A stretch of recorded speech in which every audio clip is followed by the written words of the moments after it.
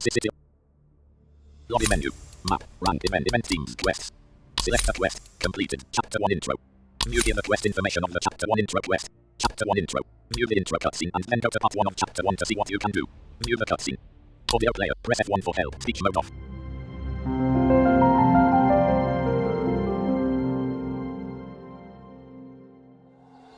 A landscape comes into view. West, a long strip of forested area. To the east, a wide main road. Then, the image zooms in on a city square in the middle of a small town. There are several people walking around, chattering with each other, or just hanging out. They all seem to be happy and careless. In the small park, directly south of the town square, a few older people stroll along the gravel paths.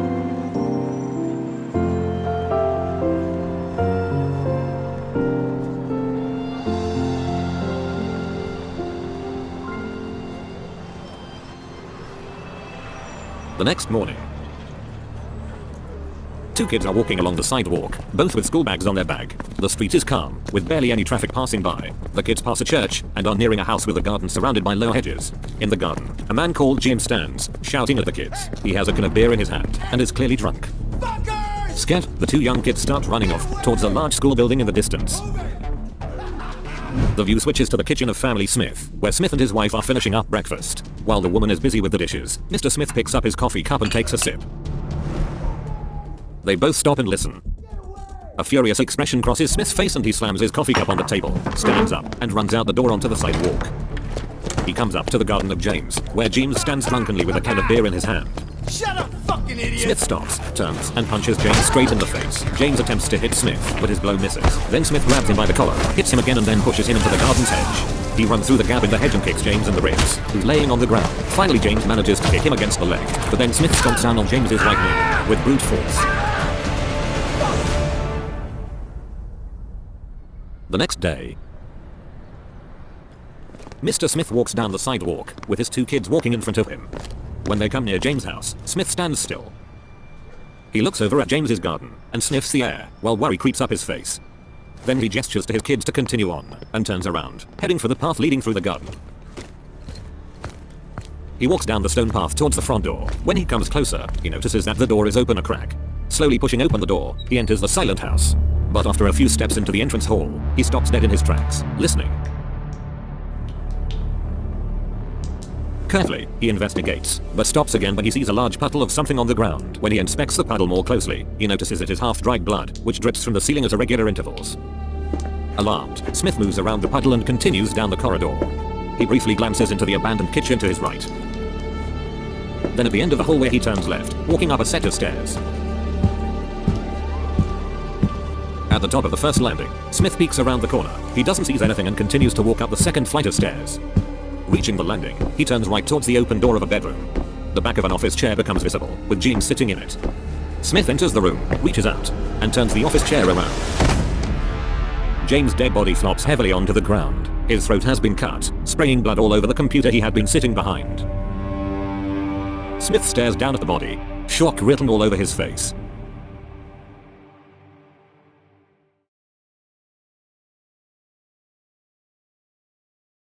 Speech mode off. Speech mode off. Speech mode talk. Audio player closed. Lobby map run events. Quests. Select completed. Chapter 1 intro. Completed. Chapter 1 part 1. View the quest information of the Chapter 1 part 1 quest. Chapter 1 part 1. After watching the intro cutscene, find evidence of what happened to James. Select a quest. Chapter 1 part 2. View Chapter 1 part 2. After finding the corpse of James, you wonder who did this. There must have been something written about it somewhere, right? See if you can find information about the murder. Select a quest. Complete lobby menu map. Northwest. West. Nothing. Sidewalk. North. A headed sidewalk. Near. After the door. Northwest. James. The quest item newspaper article about the murder of James is 3 meter. You have unlocked the Chapter 1 part 3 quest. North. After the door. Northeast. Do you yes? Welcome home. Log map run event themes. Quests. Select completed.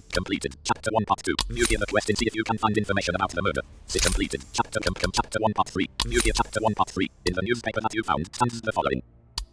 The main suspect in the case of James's murder is the 46-year-old Mr. A. Smith, who had an argument with the victim the day James was murdered. Many witnesses also told the police that the victim had more arguments with his neighbors, especially about the 25-year-old man's alcohol consumption and aggressive behavior. Find out who killed James and find the weapon it was done with. View the cutscene. Complete the quest first. Select completed. Log map. Path to the door. South, nothing. Send side south, nothing. Short driveway leading to a large parking lot. Sidewalk.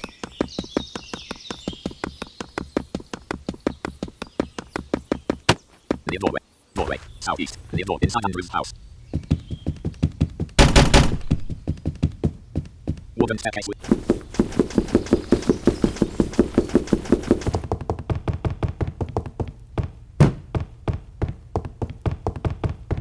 Near doorway. Doorway. Near doorway. A bedroom. A desk is 6 meter. The quest item long knife is 2 meter. You have unlocked the chapter 2 part 1 quest. South, south. No on. 1 SVD Dragon with 10.7.62 mm ammo and 1012 gauge ammo. Do yes. Welcome persons to the lobby. Lobby map run events. Event shop. Teams quests. Select completed. Chapter 1 part 3. View the cutscene. Audio player. Press F1 for speech mode off. In the middle of the night, the dark garden of James slowly becomes visible. It's full of shadows, casted by a large tree and a few other objects. From the second floor, a faint glow light shines through a window, probably from a computer screen. Then, a well-built man dressed entirely in black walks onto the garden path. He wears a balaclava and holds a large knife in his right hand.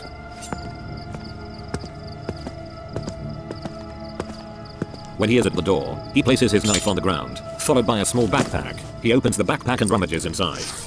After which he pulls out a small lock-picking tool. He starts working on the lock of the door, turning the tool around.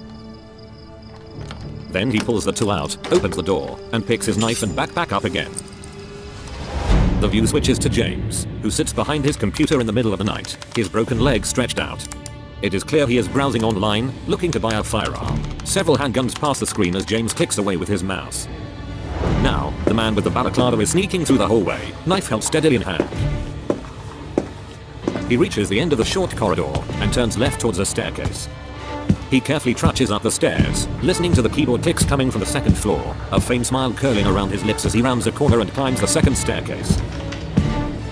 At the top of the stairs, the man turns right, looking at the back of James' head. View switches back to James, who's still typing away as he hears a sound behind him. He straightens in his chair, startled, his eyes anxiously fixed onto the computer screen. Then the man in black comes up behind him and drags the knife across his throat. Blood splatters everywhere, staining the computer, window and the wall. Then the man in black grabs his balaclava and pulls it off. It is Andrew.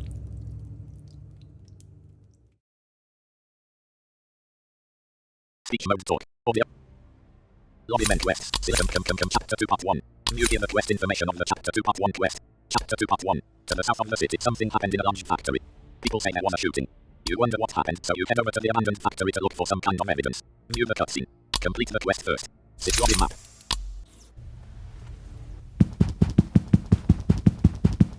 Near doorway near the set west. Window. South. South. X45 ACP ammo code 10 1911 2745 ACP ammo.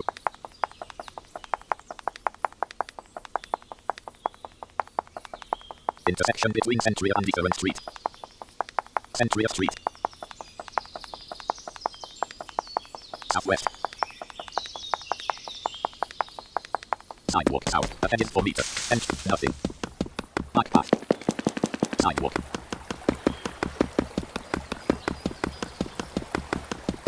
A high fence runway of a villa. A high fence surrounding a villa.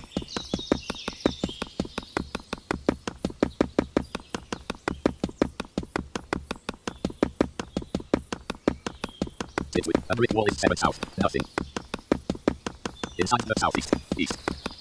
Under the fire escape. Southeast. Nothing. A large industrial site with all kinds of warehouses and factories. East. Nothing. Which ladder up to the lower ladder up to the fire escape. A medium-sized warehouse at 200. Fire escape of the apartment at 222. 101. Ladder up to the lower fire escape. A large restaurant at 200. A medium-sized warehouse at the large restaurant at 200. Staircase going up to an apartment house of family. The front door of the large factory at 360. Right 26. Front 102 and up 0. Nothing.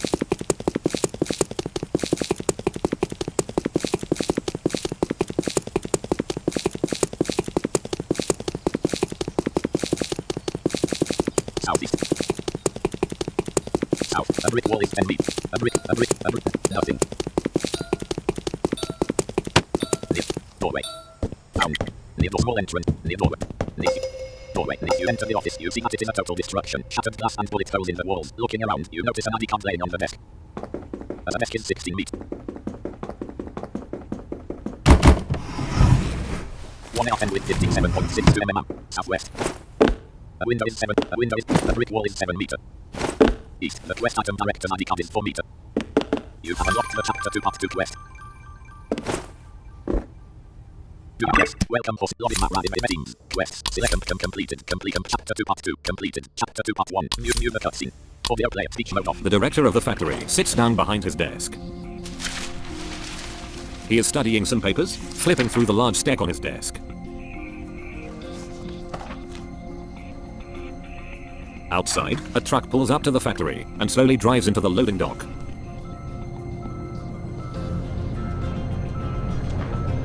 Three employees leave their machines and walk past a window in the office towards the still parking truck.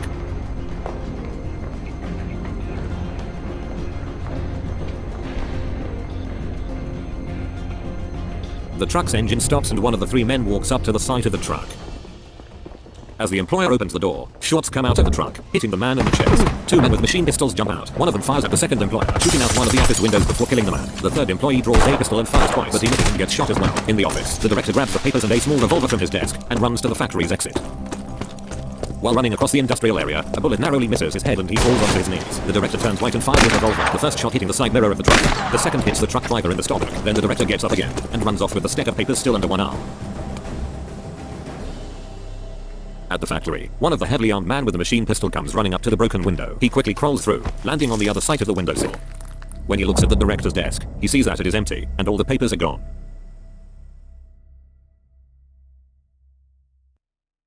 Speech mode talk. Audio. Lobby menu quest. Select complete chapter locked. Chapter 2. Museum of quest chapter 2 part 2. On the ID card you see a picture of the director of the factory, although a few years younger. Seeing the photo, you suddenly remember he was quite a rich citizen living in one of the larger houses. Find out where the director lives and where he went after he survived the shooting. It's your map. South. A metal filing cabinet is 8 meter. Window. C.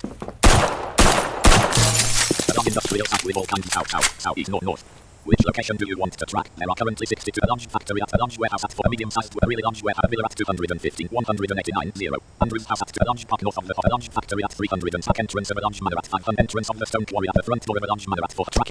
Right 87. Front 561 and up 5. Nothing. Northeast. Nothing. Sidewalk. Cullen Road.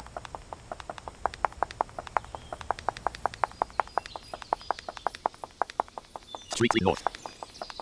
Northwest Cullen Road north.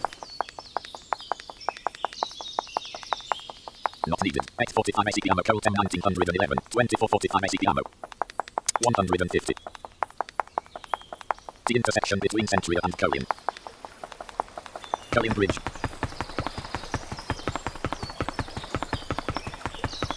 Cullen Road.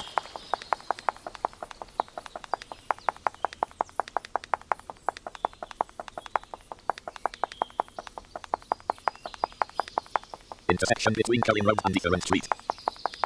Cullen Road.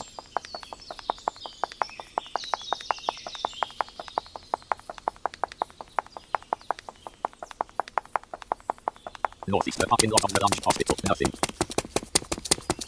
North, a Renault is to northeast. A porch is 9 feet north. Nothing. Grass next to the parking lot of the hospital. Nothing. Nothing. Nothing. Sidewalk near a large park next to the hop. Nothing. Nothing. A head is 27 meter. A head is 18 meter. A head is 11 meter. Sidewalk near a head is 21 meter. Outside of the city. And near a large manor. A head is 6 meter. The top of a large manor.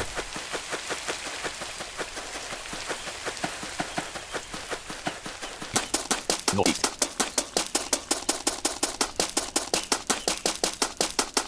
Okay.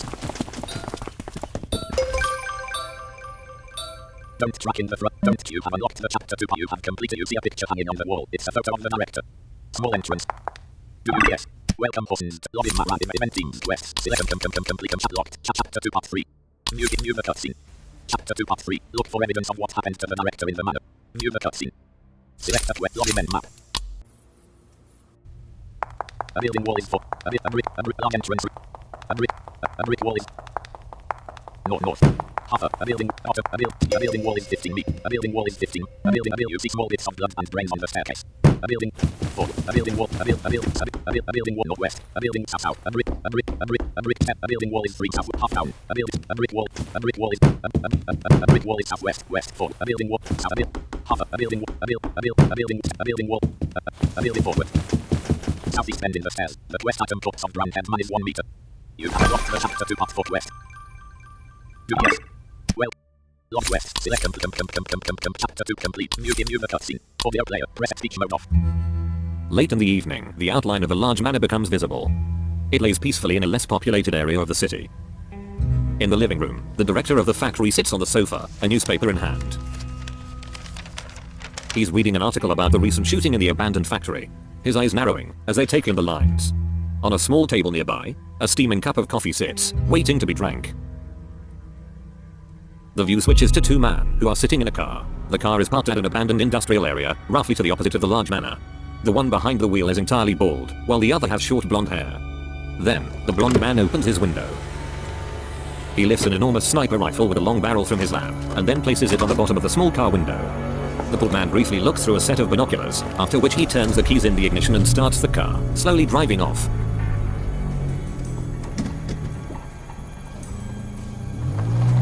Through the sniper's scope, one of the windows of the manor slowly comes into view.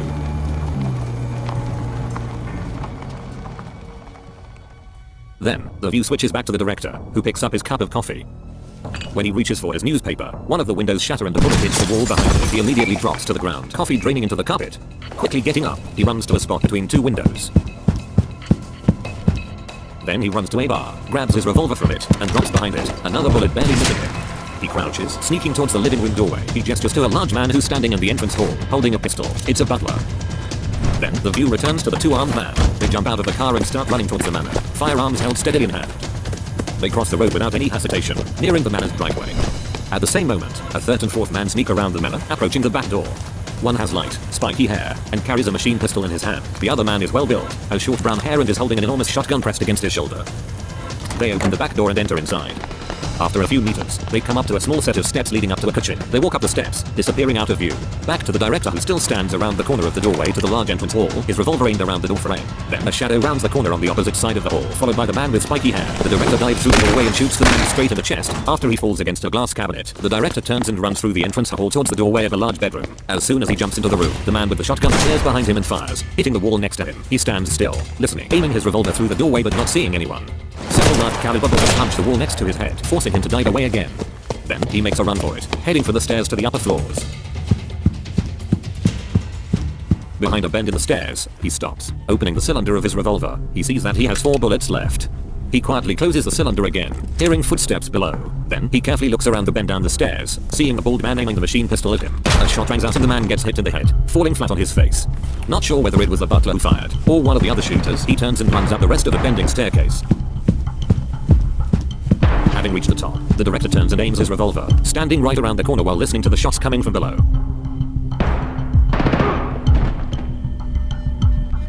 Nervously he looks at the top of the stairs, not knowing if it's the butler, or one of the remaining shooters coming up. Just around the corner, he is only able to see a shadow sneaking up the stairs. He dives away as shotgun man fires. Falling onto his knees, he attempts to shoot the man, but the shots go wide. He jumps to the man, dodging another shot and tackling him to the ground, accidentally dropping his revolver. Struggling to keep balance, the brown-haired shotgun man trips and they both fall backwards down the stairs. In the bend, they come to rest, still struggling to get a hold of the shotgun. It goes off, right next to the director's head, shattered stones raining down. Then, he gets grip on the weapon, slowly but surely aiming the barrel towards the brown-haired man. Pressing the barrel against the man's eye socket, he pulls the trigger, blowing his brains out. After briefly catching his breath, the director drops the shotgun, gets up, retrieves his revolver from upstairs, and carefully heads down the staircase again, knowing there should be at least 1 or 2 men left.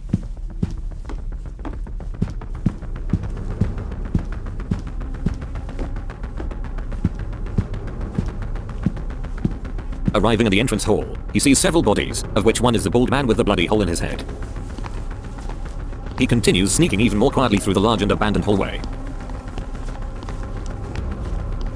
Then he notices his butler lying on his back on the floor, riddled with bullet holes. A brief glint of sorrow fills the director's eyes, but he quickly continues on. Revolver in hand, he turns around a corner, looking from left to right. As he rounds another corner, bullets fly by, and he dives down behind the wall. He looks into the hallway, but it is abandoned. Quickly he walks towards the kitchen on the end of the hall. When he's almost at the doorway, he gets shot in the chest, falling onto his back. Weakly raising his revolver, he attempts to aim at the blonde man, who's running away towards the doorway on the other side of the kitchen. But he misses. Realizing the revolver is empty, his arm drops, a blank look filling his eyes. The view switches to the shooter, the blonde man who fired the sniper, who is now holding an enormous revolver. He is running through the manor, frantically looking for something. When he sees that the corridor ends in a stable, he turns around and runs back through the kitchen, past the director on the ground, and into the office on the opposite side of the hallway. Hasty, he starts opening drawers of the desk in the office. When he finds a large stack of papers, he lets a relief sigh, and then quickly runs out of the office, and leaves the manor via the front door. Flashing glow lights illuminate the large manor as several police cars speed down the road, screeching to a halt on the graveled driveway. In the hallway, the director lies on his back, a pool of blood slowly spreading across his chest. He breathes pained and slow, as a team of paramedics rushes into the house.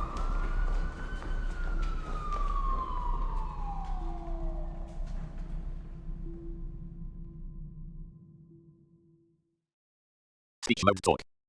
Audio play. Lobby menu quest. Select chapter 2 part 4. Museum quest. Chapter 2 part 4. See if you can find out if the director made it. Probably he was brought to the nearest hospital. But did the attackers leave it at that? View the cutscene. Complete the quest. Map.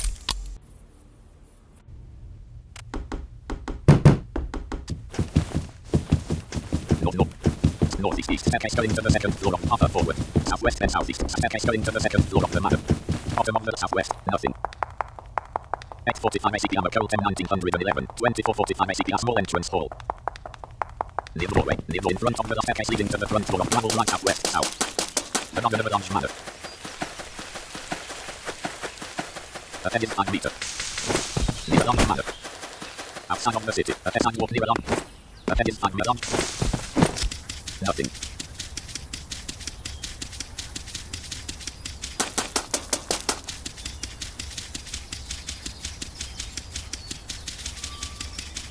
Sidewalk near a large grass next to the parking lot of the hospital.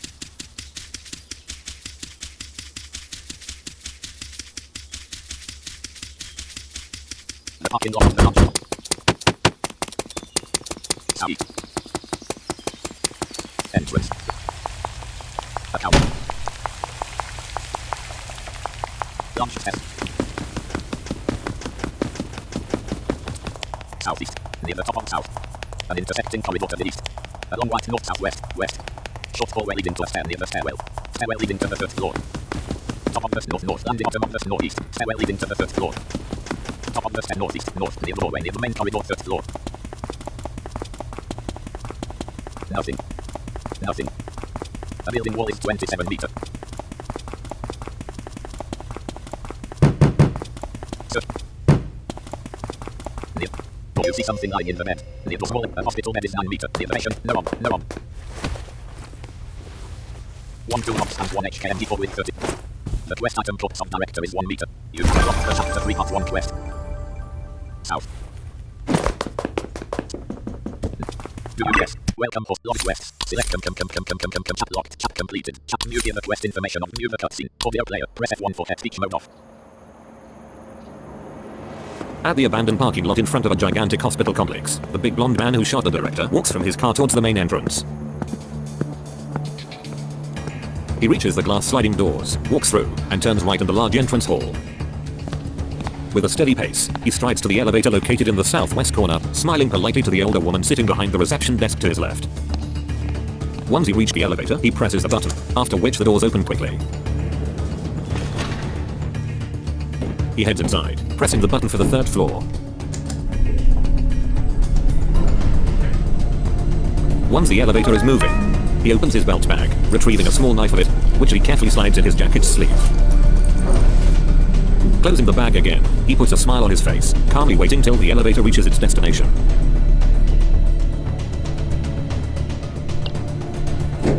As soon as the doors open, he walks out and starts following an older grey-haired doctor through the hallway.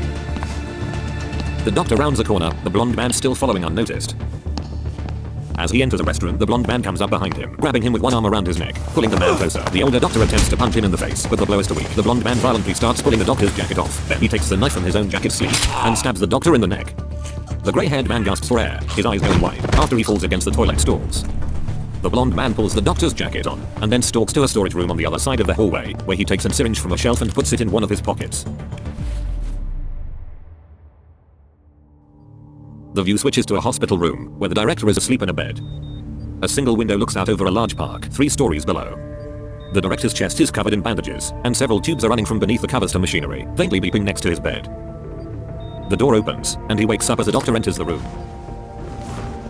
As soon as the doctor stands next to his bed, he sees that it is the blonde man who shot him. Terror fills the director's eyes as he tries to scream, but he can't move, paralyzed due to the trauma of the gunshot. Slowly, the big blonde man takes out the syringe and removes the cap, after he sticks the needle into the director's arm. The man smiles as he presses down on the plunger.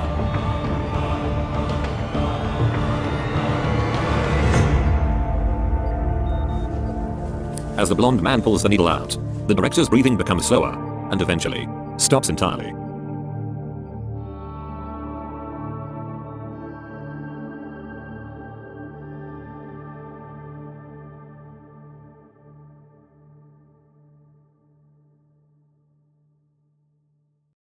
Speech mode talk. Audio. Lobby quest. Select chapter 3 part 1. You hear the quest information of the chapter 3 part 1 quest. New the cutscene chapter rumors go around that Jack was about to find something out about the murderer of James. Go to his house and see if you can find something that provides more information. New the cutscene. Complete the quest first. Secure map. A building wall is a building wall is a building no.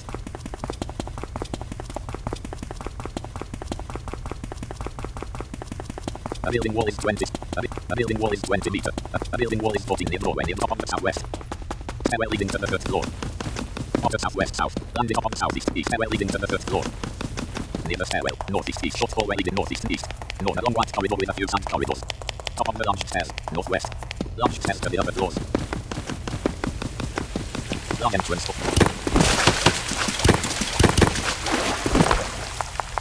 Near an entrance is out the parking lot of the nothing. Nothing. Nothing. Nothing. Nothing. Small sidewalk. Going road.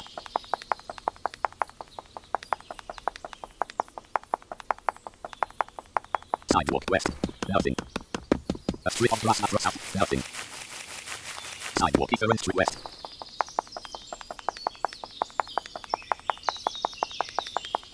The city square. North. Nothing. Nothing. A brick wall is 28 meters in front of the mall. In front of the north.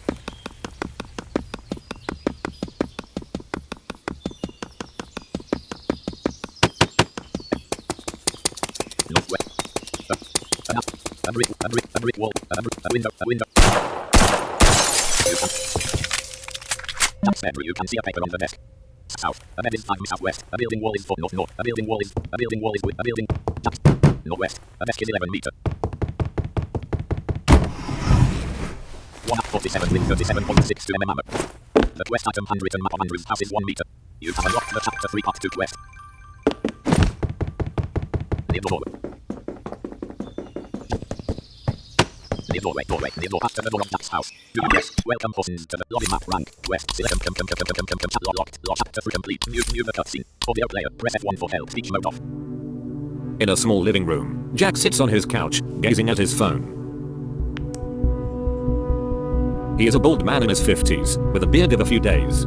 Through a window, a small stream of sunlight filters into the room as the sun rises outside, reviewing the sparsely furnitured house. As Jack scrolls on his phone, he sees a news article written this morning. The article reads, "Early this morning, the lifeless body of James D. was discovered in his home. He appears to have been brutally murdered somewhere last night." As soon as Jack finishes reading the first few lines, he stops, shocked. He sits silent for a second, thinking. Flashback. Jack wakes up in the middle of the night. He gets out of bed to get a glass of water. When he passes the window overlooking his garden, he stops and looks outside. Suddenly, he notices a figure crossing the street, coming from his neighbor's house. But without thinking too much of it, he turns away from the window, heading to the kitchen. End of flashback. Jack sits on the couch, thinking for a moment. Then, he nods to himself, and stands up with a determined look on his face. It has become evening. Jack is standing in the bedroom at his desk, which is covered in papers. He is staring at a handmade map, which is showing his neighbor's house. There are a few markings here and there, mainly near the second floor window. Then, he places one last marking, somewhere on the second floor. After which he walks out of the bedroom.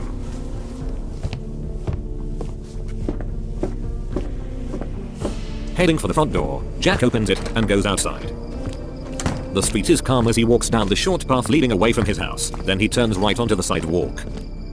Coming up to Andrew's house, he stops and looks up the side of the two-story building. While he's inspecting the second floor window, a shadow appears in front of it, forcing Jack to dive behind the house's corner. He lands into a small alleyway overgrown with grass. He looks around the corner, but doesn't see anything. He gets up and quickly walks down the narrow alleyway separating Andrew's house from his. At the end, another alleyway intersects the one Jack is in, allowing him to round another corner of Andrew's house, after which he disappears out of view.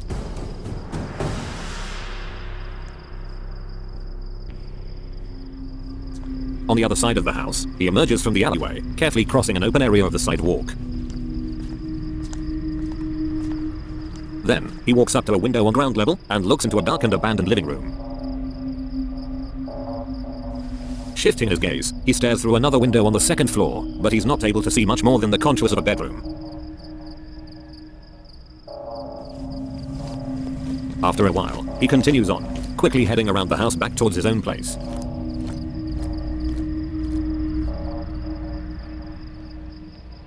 A full day passes, without much happening.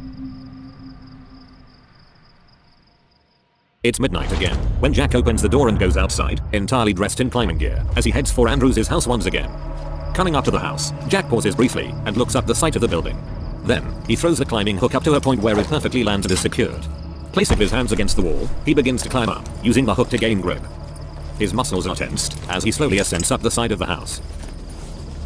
As he nears the second floor window, Jack almost slips, but he manages to grab onto the window frame just in time. Finally at the window, he grabs the hammer with one hand from his belt, and, with determination in his eyes, breaks the glass. Without hesitation, he dives inside, avoiding the sharp pieces of glass. Sternly gripping the hammer with both hands, Jack cautiously makes his way towards Andrew's bedroom. As he enters the room, Andrew stands just around the corner, holding the long knife still stained with James' blood. A grin spreads across Andrew's face as he lunges towards Jack, who quickly dodges the knife. Jack leaps forward, ducks underneath Andrew's arm, and swings the hammer at his knee. Andrew falls on top of him, stabbing him in his upper thigh with the knife. Jack crawls from underneath Andrew, grabs his hammer from the ground, kicks away the knife, and smashes the hammer down on Andrew's back, who's still trying to get up. Andrew lies on the ground, his back broken. Jack lifts Andrew up, who's still struggling weakly. Then he carries Andrew to the window in his bedroom, and throws him straight through the glass. After a long drop, Andrew smacks down onto the pavement. Looking down through the broken window, Jack sees Andrew laying on the sidewalk. A weak smile crosses his face as he stares down at the deformed body.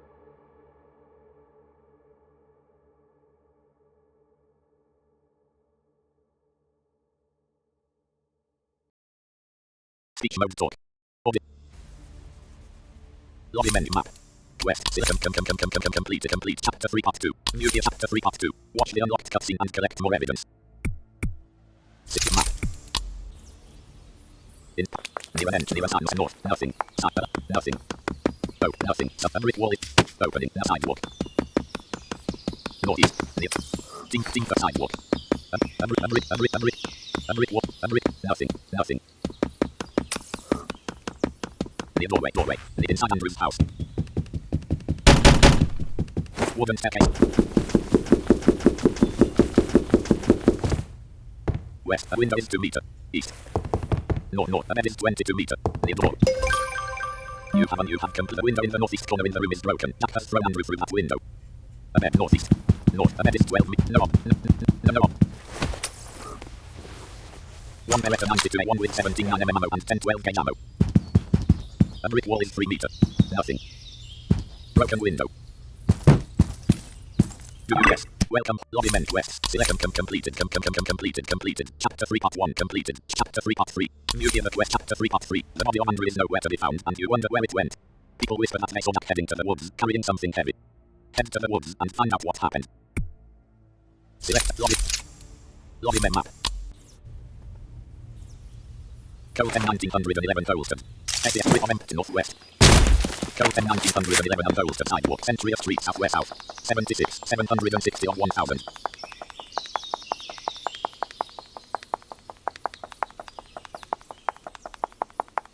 Code 10 1911 Colston. Code 10 1911 on Colston. Southwest. And brick wall is 20 meter.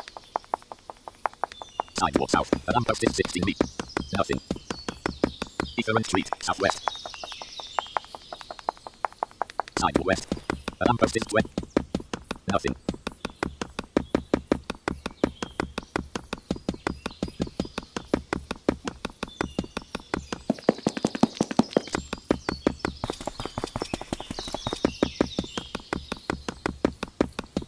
Southwest. South. Nothing. A forested area. Nothing.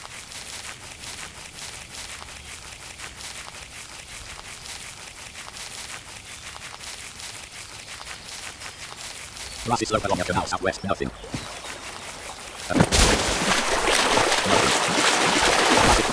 Nothing. Nothing. A canal. Grassy. Near nothing. A wooden bridge. Near north. Nothing. Northeast. A bush is 14 meter. A bush is 14 meter.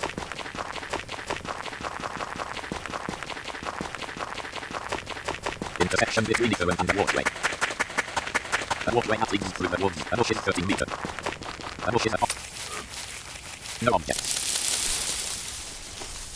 One grenade. North north. A walkway. Grenade. One.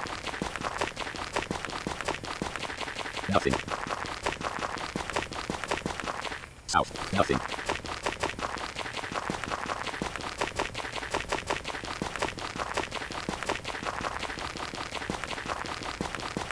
Nothing. Intersection between Eastern and the walkway. A walkway that leads through the woods. Nothing.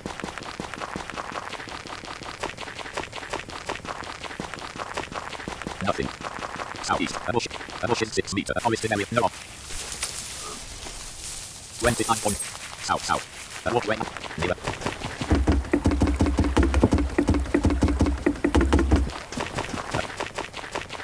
Southeast. A bush is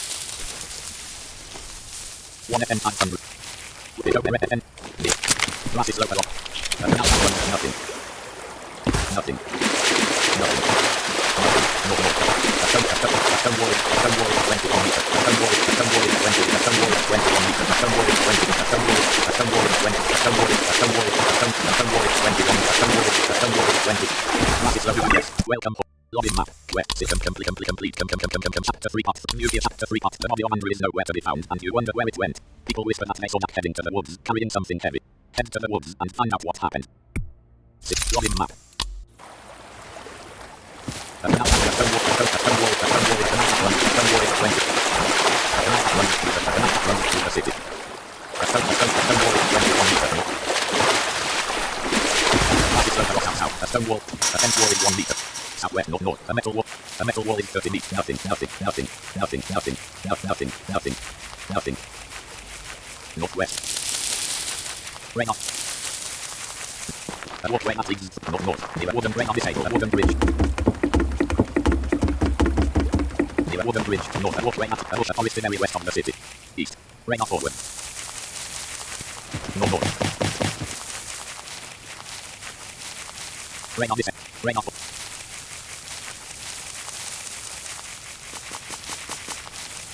Northeast. A brick wall is west. North.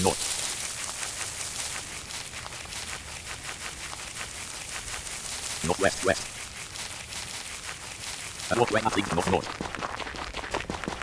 Intersection between Eastern and the walkway. A walkway that leads through the woods.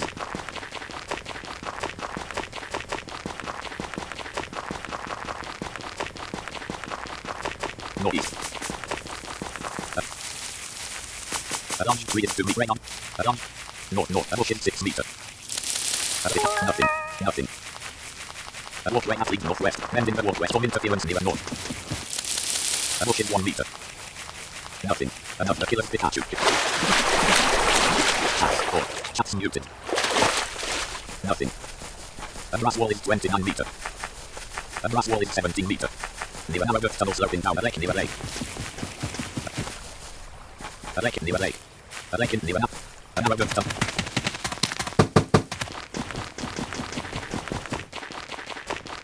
And then, northeast. An old. Inside. Old wooden boxes 40 north. Old wood. Northeast. A stone wall is 40. Old. South. A stone. Southeast. 1 HKMD for width. South. A stone wall is. Southwest. A brass wall is 20. A stone wall is 6 meter. A narrow dirt. South. A narrow dirt tunnel sloping downwards. Southeast.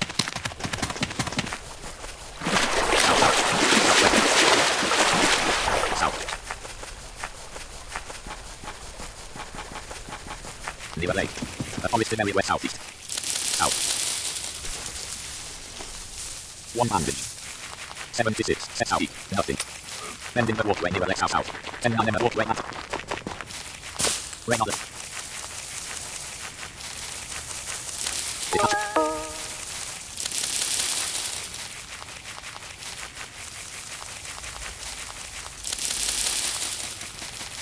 Southeast. Rain on forward. A brick wall is 23 meters south.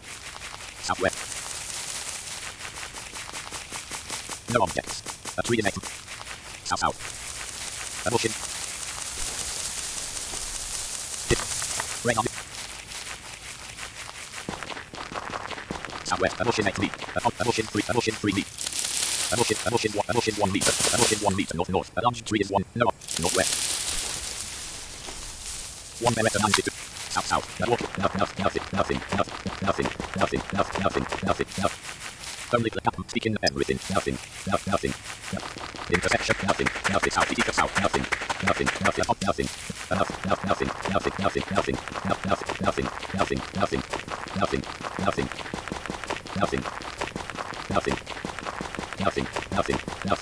Near a wood. A stone wall is a wooden bridge. A stone wall is 18 meters. Near a wooden bridge. A walkway that leads through the woods southwest. Nothing. A forested area south. A building wall is 18 meters. You see something in the bush on the west side of the house. Southwest. A building. The west item plot 122 meters.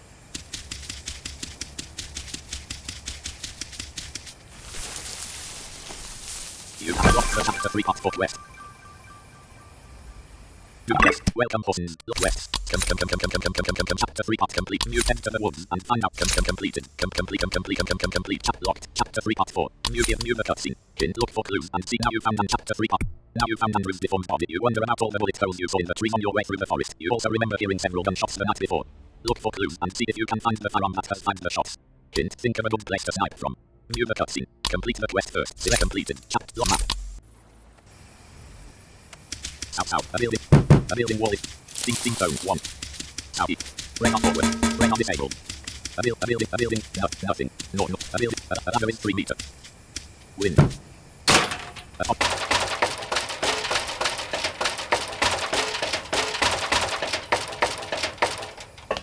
Northeast. Nothing. Rain on left. Nothing.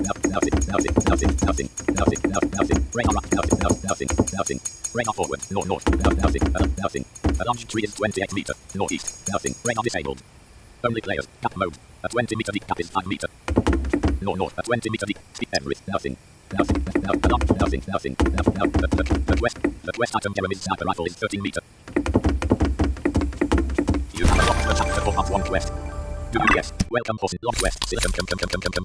Complete. Chapter 4 part 1. Completed. Chapter 3 part 4. New the cutscene. Audio play speech mode off. It's early in the morning, as a slightly older man trudges through the woods. It is Jeremy, who lives alone in a small cabin. A few sunbeams pierce through the trees, lighting up the leaves on the ground, as well as the wooden cabin itself which is nearby. Then, something glimmering catches his attention, and he sits down on his knees between the shrubs. He picks up a necklace, which has a few bits of dried blood on it, the initials, A.L, dangling from it. Jeremy's eyes go wide, looking at the necklace that he knows so well. After a moment, he gets up and walks towards a thicker group of bushes, following a track of muddy footprints. Once there, he gets on his knees again and pulls the thick shrubs aside. A horrific sight greets Jeremy as his eyes attempt to process what's in front of him. Under the bushes, a deformed and bended body is buried partially beneath the soil. The head is massively damaged and strangely flattened out, and the back is smashed and broken. In one of the pockets of Andrew's body is a ripped off piece of paper. As Jeremy grabs it, he can barely read. Jack, come, for, need, be, cur, ul. Jeremy sits there, horrified, his eyes glued to the paper with his dead friend's handwriting on it. Then he makes a decision, driven by unkillable anger, overwhelming sadness and fear. In his head, he sees images of Jack hunting on deers in the woods, and he puts together a plan. The view switches to a dark room which appears to be an underground bunker of some kind. Along the walls are wooden crates with munition and other military supplies. Jack crosses the room, opens a metal safe embedded in the wall, and retrieves a map out of it. Placing the map on a rough wooden desk, he picks up a pen and places several markings along a forest trail. He sighs, puts down the pen, and then picks up a small backpack filled with ammunition. He walks up to the wall where a long cardboard box sits. He lifts it up, slinging it over his shoulder together with the backpack. On the way out, he gets a mean-looking shotgun from the desk, after which he disappears into a dark tunnel. It has become evening. As Jack walks down a narrow forest trail, there are thick bushes on the sides, as well as some tall, old poplar trees. He is still carrying the strange-looking cardboard box over his shoulder while holding the heavy shotgun in his strong hands. View switches to Jeremy, who is laying on the roof of his cabin with an enormous sniper rifle in front of him. It is propped up on a tripod and has a long silencer attached. As soon as he looks through the scope, he sees Jack on the trail. But he misses, blowing a hole in a tree next to Jack. Back to Jack, who immediately dives behind the cover. He peers around the base of the tree he's laying behind, but can't see where the shot came from. Then he quickly jumps up, runs back to his cardboard box, and starts sprinting along the trail, close to the bushes on the other side.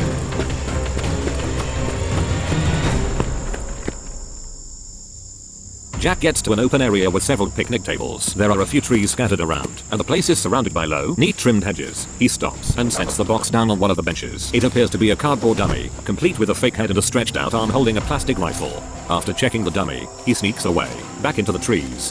Back to Jeremy, who furiously puts down his rifle and gets up. Picking up a compact assault rifle he brought along, he slowly lowers himself from the roof, landing on the ground. With the automatic rifle in both hands, he starts running towards a bridge that spans across a creek. As he gets to the bridge, he slips down the sandy slope and almost falls, but he keeps up, quickly crossing the wooden bridge. On the other side, he runs up the short slope, back into the woods. Then, through the bushes, Jeremy sees the back of the head of the dummy and he fires. As soon as the bullets rip through the cardboard, the dummy falls to the ground, and Jeremy realizes with horror that it wasn't Jack. Slowly, he turns around, and there is Jack, standing right behind him with his shotgun aimed. Overwhelmed, Jeremy nervously laughs, quickly raising the rifle. Without wasting any second, Jack fires. Jeremy stumbles, hitting the ground hard, clutching his destroyed knee.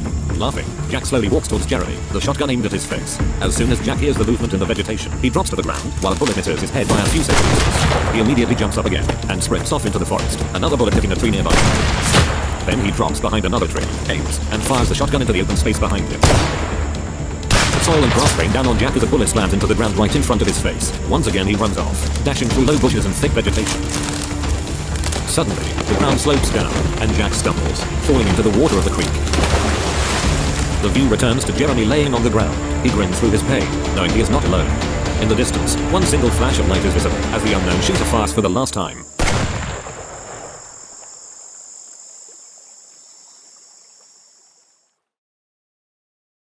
Speech mode talk. Audio. Lobby requests. Select completed. Chapter 3 part 4. Chapter 4 part 1. New chapter 4 part 1. A family has gone missing without a trace. For all you know, a car was found in a ditch, abandoned and with broken windows. Find out which family it was and continue on from there. New the cutscene. Complete situated map.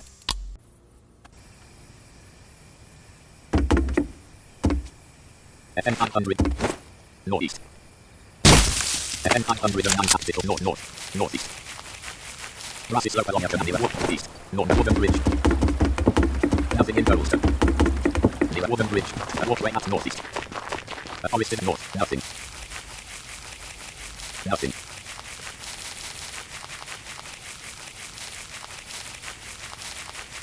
East northeast. East.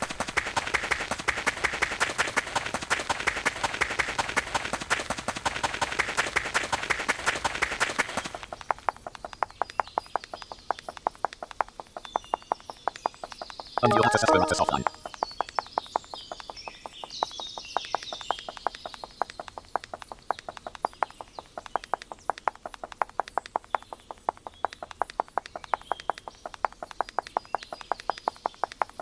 Intersection with southeast. Century Street. Nothing. Nothing. Sidewalk surrounding a parking lot. Sidewalk surround a small gravel path that runs through a small park. South, the grassy slope along a canal that runs through the city. A stone wall is 10 meters. Grassy slope along a canal sidewalk center. A brick wall over 111 online. A brick wall is 6 meters. Which location the house of family Edward track in the sidewalk near the doorway. Don't try. You have unlocked the chapter 4 part 2 quest. You have small suitcases standing in the entrance room left behind. After exploring the house, it seems to be abandoned in a hurry. Do quest. Welcome for lobby quest. Select completed. Complete. Chapter 4 part 2. Complete. New the cuts. Audio player. Press F1 for help. Speech mode off. A bright overview of the southern part of the city. The main focus is on the street south of the canal, the wooden bridge over the water, the restaurant, and then, the large house of the Edward family. The 3 kids of the Edwards are playing in the garden as the sun descends behind the horizon. Then, some scenes flash by, family members being stalked through the streets at night, being robbed, insulted, and even murdered. Flashback to the back alley of a supermarket. The father of the Edward family stands in the supermarket with his older brother, the kid's uncle. They are looking for a certain item in the long row of freezers when suddenly a man comes up behind the uncle. He silently demands him to empty his pockets and hand over his phone, wallet, and other belongings. As the uncle refuses, the man draws a small, sharp knife, quickly moves forward, and stabs the uncle multiple times in the chest. Horrified, Mr. Edward runs off, dialing 911 while the uncle falls back against the freezers. End of flashback. The view returns to the Edwards family, who are busy packing their belongings, preparing to move out.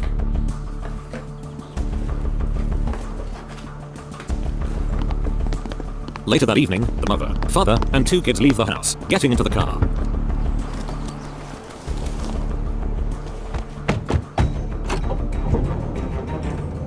They glance around continuously as they drive into the street, heading west toward the large bridge. Once there, they turn right and cross the bridge, gaining speed. On the other side, they pass a house and a parking lot. As they near a group of people lingering on the sidewalk, a large brick suddenly flies through the windshield, shattering the glass. Mr. Edward swerves to the side, pressing down hard on the gas pedal. He speeds up quickly as more stones are thrown at the car. Just when Mr. Edwards thinks they are temporarily safe, bullets tear into the back of the car, sending shards of glass flying across the road. He jerks the wheel to the right, shaking the car violently. They continue speeding up as houses flash past like dark shadows. In the back, the 2 kids sit dead still, their faces pale with fear. As the car nears a large school building at the end of the street, Mr. Edward maneuvers between the school and the garden of a house, crushing some hedges. Bumping over the uneven surface, they gain speed again, the wheels throwing grass and soil into the air. As the school building disappears behind them, they suddenly approach a ditch marking the end of the neighborhood. Mr. Edward notices it too late, and at full speed, the car races up and plunges into the ditch. Water splashes high into the air as the hood buries itself in the shallow, brown water. Mr. Edward looks around, dazed. Suddenly, he quickly opens his door, causing more muddy water to stream in.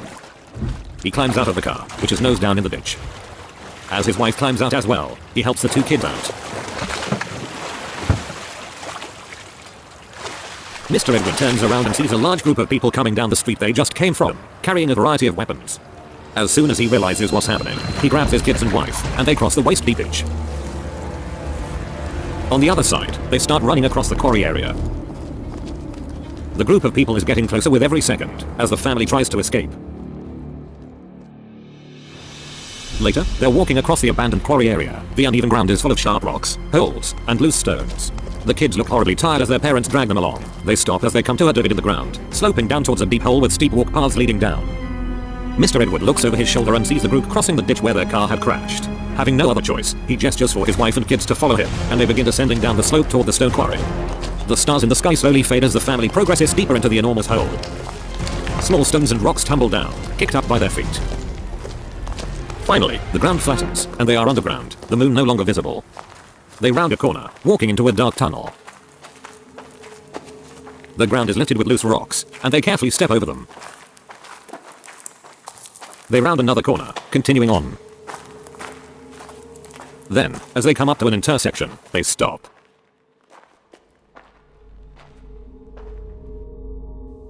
Hearing the noises behind them, they look at each other, terrified.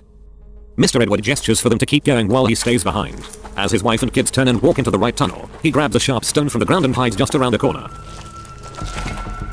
The light of a flashlight dances over the walls in front of him, and he tightens his muscles, gripping the stone in his fist. As soon as a bearded man carefully peers into the tunnel, Mr. Edward lashes out with the rock, hitting him in the face and breaking his nose. The man falls backward, unconscious. Mr. Edward drops the rock and starts running in the direction his wife and kids went. After roughly 50 meters into the tunnel, the dusty traces of his family lead down a side corridor with some carved out steps. He carefully descends, trying not to lose his balance. Once at the bottom of the steps, he stops and looks around. The corridor ends in an intersecting one, and he searches the ground for footprints. Right as he spots several footprints leading into the left tunnel, he hears shouting behind him, and he begins sprinting into the maze. The view switches to his wife and kids, who are sneaking through an old, dusty tunnel. The small faces of the two children are streaked white with dust and tears, and they hold on to their mother as she drags them along.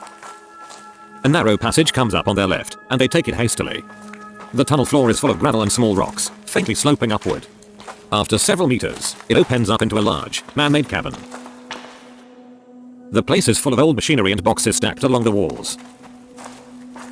They cross the open area quickly, heading for yet another passage on the other side.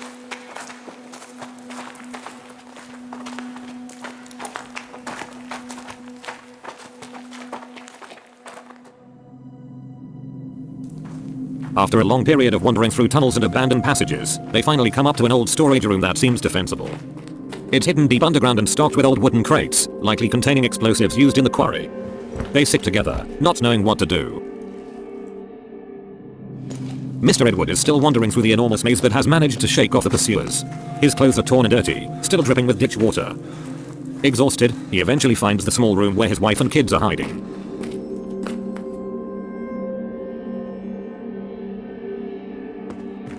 Together, they collect some old planks from the surrounding tunnels and begin building a small fire to keep warm. Mr. Edward takes a box of matches from his jacket pocket and strikes one, lighting up the wood pile. They sit down around the fire, uncertain of what to do next. Right as they begin to calm down, one of the children notices a nearby crate marked with faint symbols, showing it contains explosives. Innocently, the kid picks up one of the matches lying on the ground. Before anyone can react, the child strikes the match and touches it to the crate. Mr. Edward dives towards the child, but it's too late. A sudden burst of flames erupts from the crate, setting everything on fire within seconds. The family gets up, running for the exit. Right as they arrive, the old explosives ignite.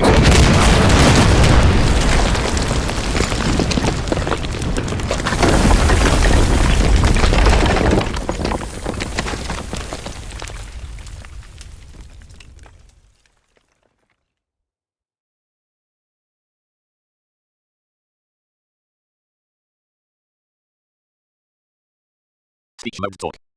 City. Map. The end near doorway. Doorway near. East.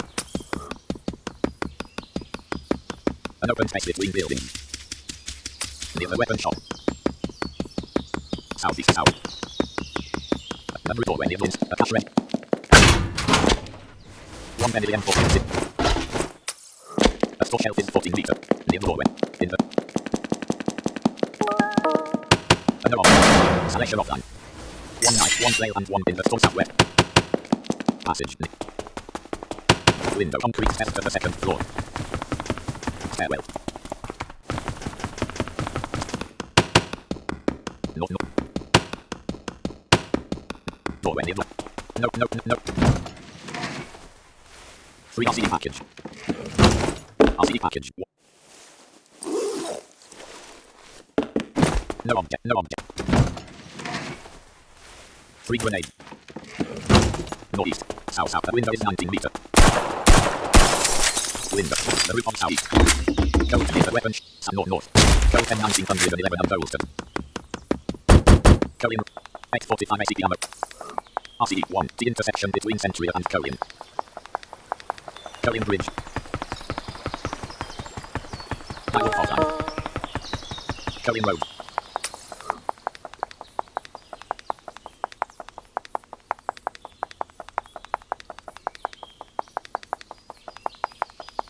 Intersection between Cullion Road and Different Street. Cullion Road.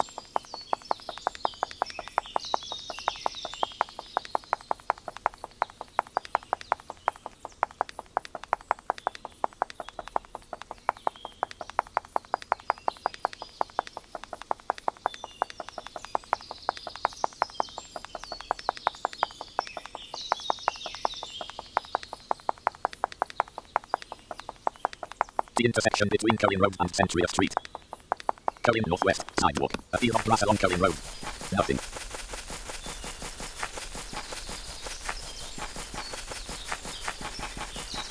Around the outdoor area of the school. North. North. Slope of a muddy ditch. A low muddy ditch. Slope of a muddy ditch. Outside of the city, you can see the outline of nothing. Radar forward. West.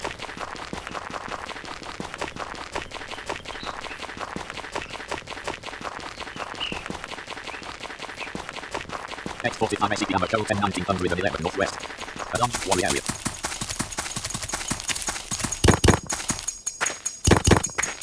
Steps down in.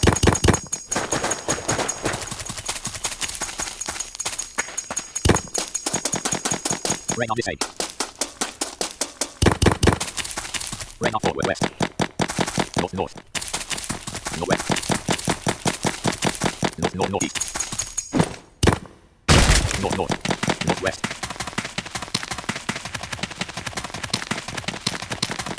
South south.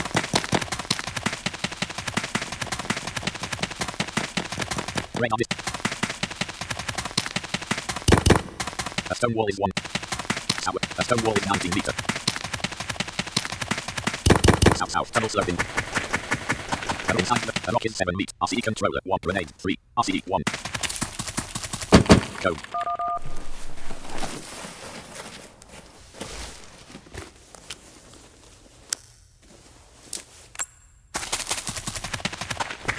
X45 SCP Ammo Code. RCE controller 1. 1 detonated.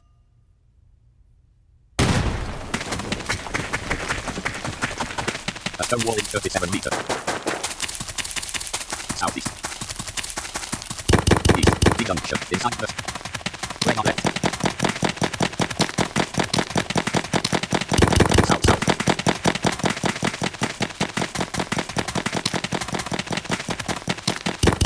Southwest. Radar. A stone wall is radar disabled. South south. A stone wall. Southeast. A stone wall. Sloping. Half. A stone wall is 1. Forward. A stone wall is 1 meter. A stone wall is 1. A stone north north. A stone wall is south. A stone wall is 10 southeast. Half. A stone wall. Forward. Half. A rocket. Wet knife rail.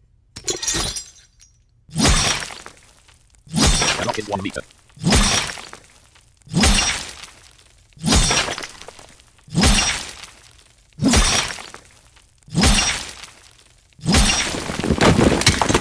Forward.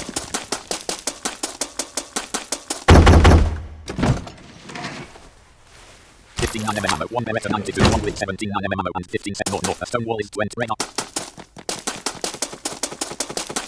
A rock wall is 7 radar. Grenade. A rock wall is 16 meter.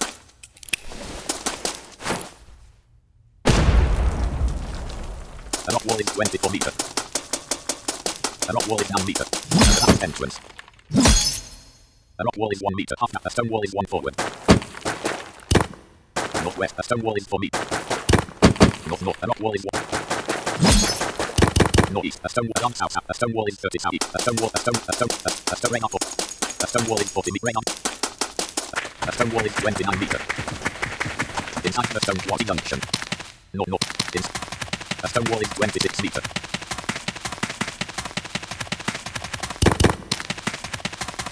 Northeast. A stone wall is 34 meter. Radar left. Radar disabled. D-junction. North north. Inside the stone quarry. A tunnel sloping downwards. Inside the stone quarry. A stone wall is 6 meter. Northwest. A stone wall is 3 meter. East. Nothing.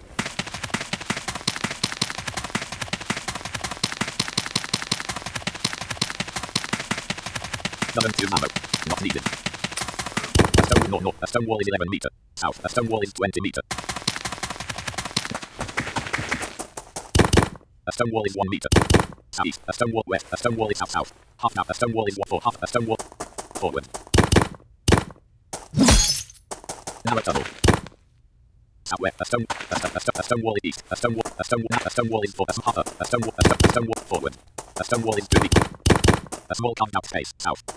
A small carved out space south. North north. Narrow tunnel. Northeast.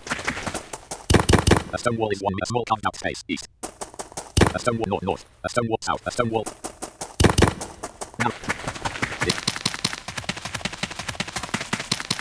Southwest. A stone wall is 40 meters. Half forward. A stone wall is 3 meters. South. A stone wall is 1 meter. But inside a stone wall is inside the stone wall. Inside a stone junction. Southeast. A stone wall is 8 meters. T junction. T junction. South. Inside the 300. 552 minus 55.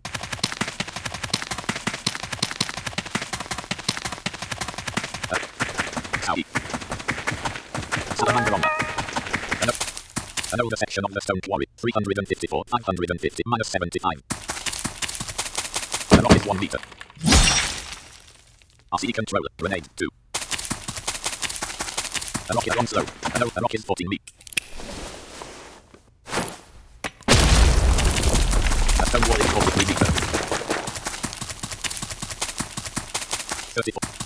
Medical empty. South. The lock is 2 meters. The lock is 1 meter.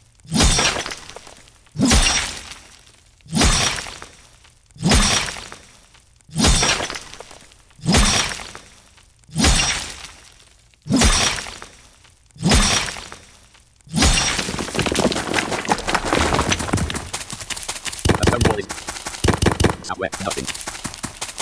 300 an hour plus 300 an older section. An hour plus the entrance, south. The lock is 1.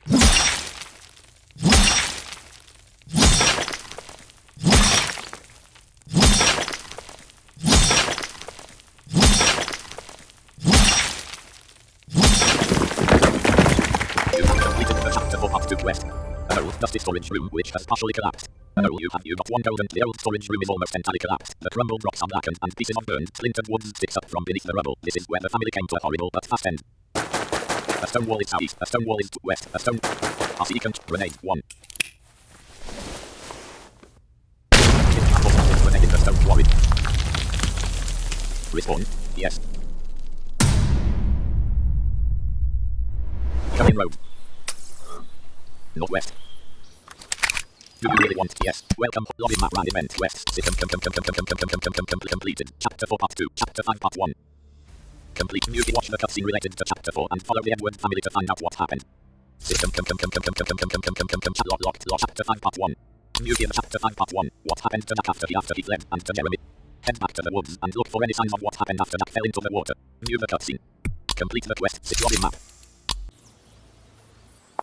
Southwest. Sidewalk. A strip of gravel grassy slope west. Northwest. That's west. Nothing. Grassy slope along a canal. A small. Railing.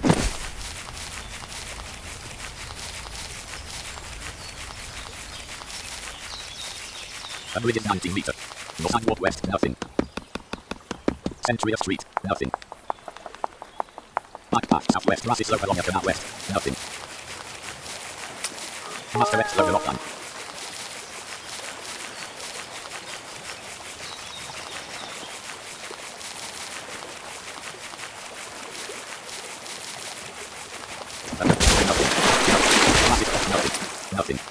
Nothing. Northwest, the stone wall is 1 northwest, nothing. Northwest to prevent cars from the grassy slope along it, nothing.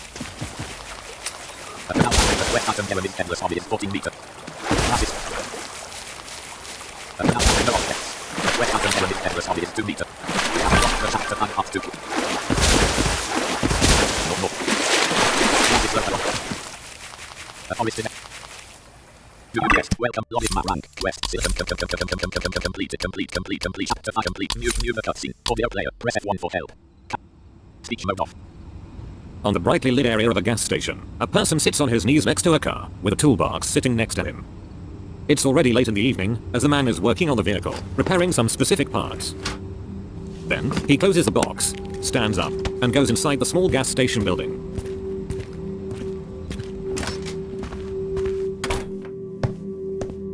He places the toolbox on a shelf behind the cash register, but then stops, listening.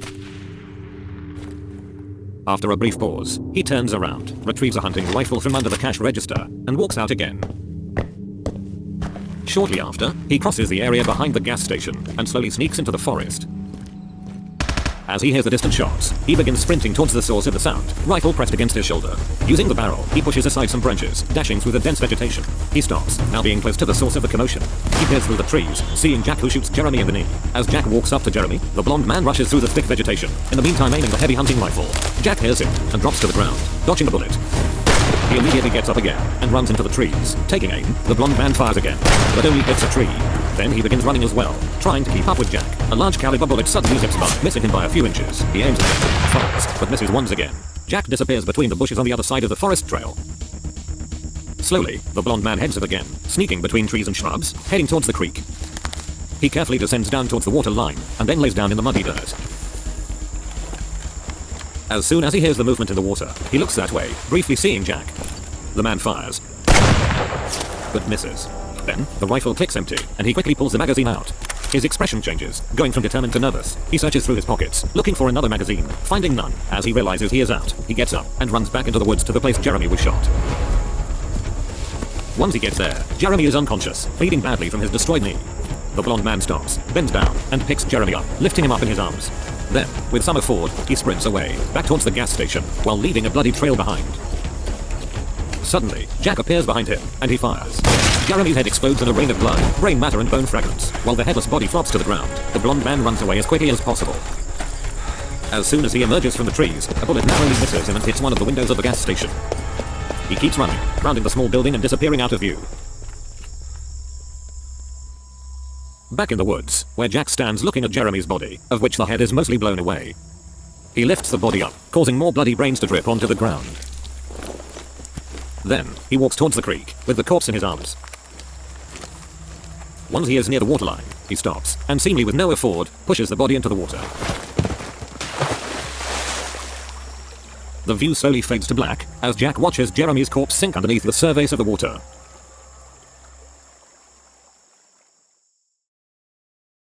Speech mode talk. Audio. Lobby map. Wait. A bush in 20, northeast. Grass is lower. North, a stone forest in area, a bush in east. Wait. Non-rail to river, runway up. Do you really want yes? Welcome, lobby map west, select complete chapter 5, music chapter 5 part 2. Who is the third shooter, the blonde man that managed to escape? Go to the gas station and see if you can find anything that might tell you more about the blonde hitman than you would initially think. Select lobby menu map. West. A bush is west. A large tree. Nothing. A bush is 20 north. Nothing. Northeast. A brick wall is 3. Rain up forward. Underneath a window. Half a runway. A window is rain up. Some window inside forward. A brick wall is 8 meter. South. A cash register. 15.7.6. A cash southeast. A brick. The west item toolbox with the figures K not are written on it is 6 meter. No object. You have unlocked the chapter 6 part 1 quest. Do yes. Welcome horse block west. Select complete chapter 6 part 1. Music chapter 6 part 1. During the last quest you found a toolbox with the initials K.R. Find the house that belongs to a pedestrian with these initials and investigate. Select lobby menu map. Which Kevin? Frank Kevin's house at 5 track. A brick wall is 2 meter. Near doorway near northeast. North. A huge yacht on the roof of the right way of the gas station. Northeast. A small patch of grass along the bike path. East of a brick wall east. 840. Explosives empty.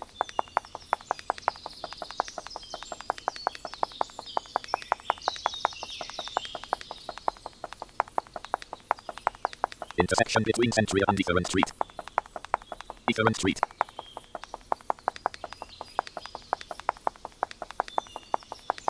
The city square. Left 176, right 296 and up 0. PM from over 111, left. Etheran Street. Nothing.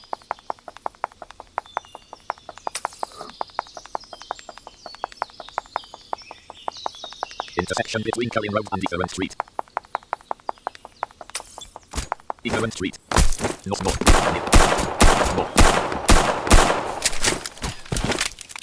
Northway from Etheran Street. There is one player, Salaman. Southwest, 700 on the west. North. Northeast, and sidewalk east, nothing. Underneath a window. Sidewalk. Chat CM, 2 PM muted. Chat hall, 24. Near a small square with a lawn in the middle, past a picnic table in 16 meters.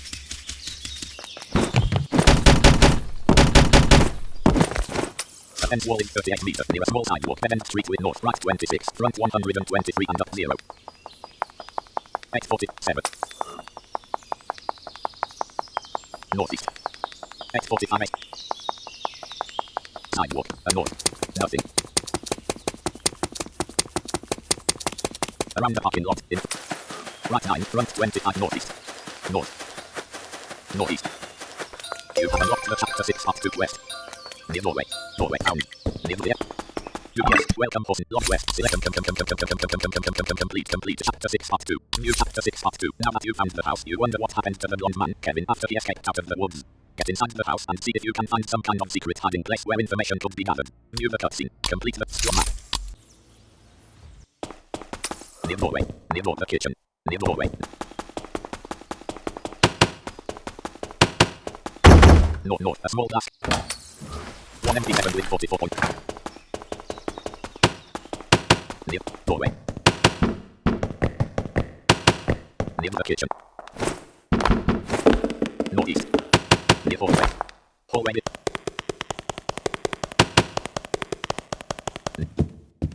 A brick wall is the house. A glass table is 1 meter. The living room.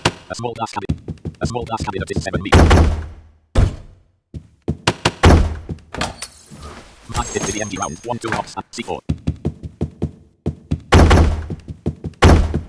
Window. Southeast. A small glass cabinet is nothing. West. A brick wall is 8. A brick wall is 12 meter. A brick wall is 4 meter.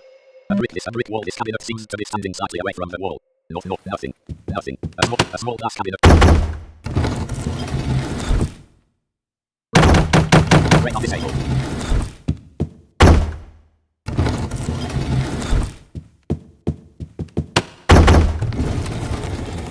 A secret masonry ladder. Unlock the chapter 6 part 3 quest. You have in this small underground basement space, you see a secure safe built into the wall. Look northeast. A locker wall is 10 meter. A secret mason. No objects. A locker wall. Export it. The ladder quest. Welcome persons. Lobby men map. Quest is complete. New gear the quest info. Complete. Chapter 6 part 3 locked. Chat completed. New the cutscene. Audio player. Press F1 for help. Speech mode off. At the gas station, the blonde man, Kevin Ray, runs towards his parked BMW. His back is covered in Jeremy's blood, and he has the hunting rifle slung over his shoulder. Grabbing his keys, he opens the door of the car. He retrieves his phone from his pocket and types a message to a contact, saved as Tim. I need your help. I'll see you at 8 PM, my house.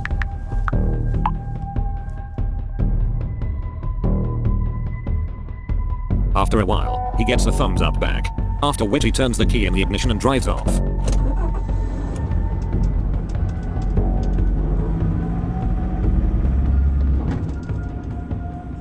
View switches to Jack, who is standing on the wooden bridge in the forest. He watches the headless body of Jeremy as it sinks beneath the surface of the murky water.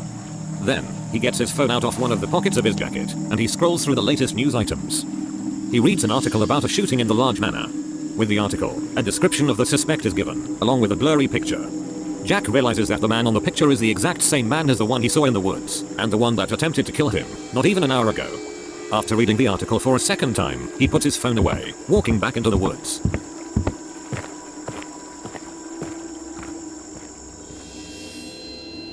Later, Jack arrives at the abandoned manor.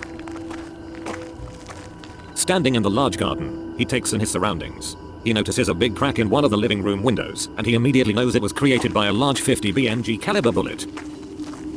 He continues on, walking over the gravel driveway towards the front door.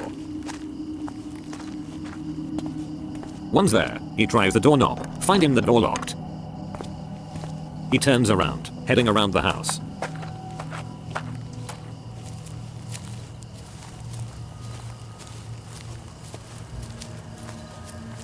Once he gets near the hedge that surrounds the garden, he jumps over it, continuing on along the side of the manor. Passing a window, he gets to the back door. This door appears to be locked too, and Jack heads back to the manor's garden, jumping over the hedge once again. He notices the large, tall tree standing in the garden. Determined, he walks up to it and begins climbing, using the many thick branches to pull himself up. Branch by branch, Jack climbs up, getting higher from the ground each passing second. Having experience with climbing the wall of the house, this tree ain't that hard for Jack. Almost at the top, a branch under his feet snaps, and it falls to the ground while Jack finds support by another branch. But without much more delay, Jack reaches the top, and he lifts himself up, over the edge of the manor's balcony. As he is on steady ground again, he walks up the steps to the door of the master bedroom, and he enters the abandoned house. Now at his house, Kevin sits on the sofa in his living room, waiting. Grabbing his phone, he sees it is almost 8 p.m, and he stands up. Kevin walks towards a wooden cabinet in his living room, which he starts to push aside. In the ground, a narrow hole with a ladder becomes visible. He descends down the ladder, ending up in a small basement-like space underneath the house. Crossing the basement, he opens a safe which is embedded in the wall. Retrieving a bundle of papers out of the safe, he closes it again, heading back up. A moment later, Kevin trudges through the house, and he opens the door for Tim. Tim is a man who has passed the age of 40. He has dark brown hair and wears a brand new suit. Hey man, come in. Together, they walk to the kitchen, where they sit down across from each other at the table. Kevin puts the bundle of papers on the table, sliding them over to Tim. Alright, read this please. Tim reads, "Contract of the murder of Kevin Ray. Formulated by the director of the factory. Signed by James B. There is some other information as well, such as some recent pictures of Kevin and information about his whereabouts." Tim puts the contract down, looking up to Kevin. What I'm supposed to do with it? Well, look. That assassin was killed by my hitman, Andrew A. It wasn't a very difficult task since that James was a drunken idiot. The client, the factory's director, has been executed by me and my men. I'm the only one who survived it, and I got the contract in my hands. But, yeah, there's a problem. The problem is that the cheerful friend of the drunk James killed my hitman Andrew. Then I told the story to someone else, a good friend of Andrew, and I stood guard so that nothing could go wrong. But well, things did go wrong. That friend of Andrew was killed somehow, and the murderer saw me. We've got to get rid of him together. Tim nods. With my expertise, it shouldn't be a problem. We got this.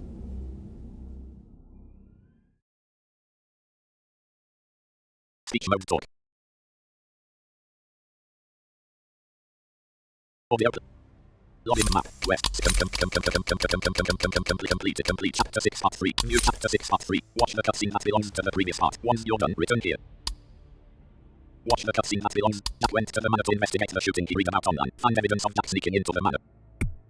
Your map. Ladder.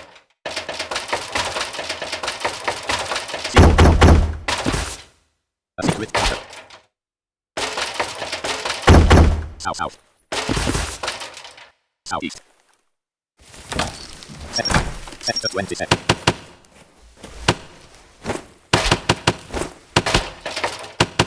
The living room. A brick wall is 9 meter.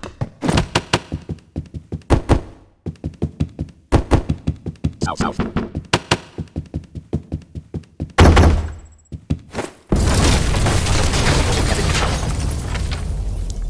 Respawn, yes.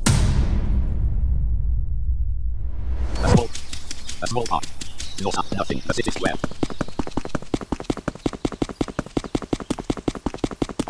Nothing.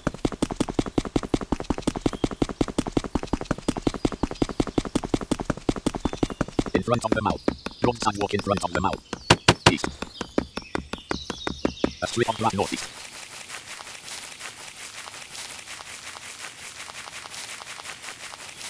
Sidewalk. Cohen Road.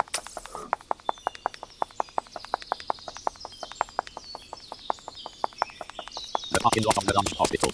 Grass next to the parking lot of the hospital. North, nothing.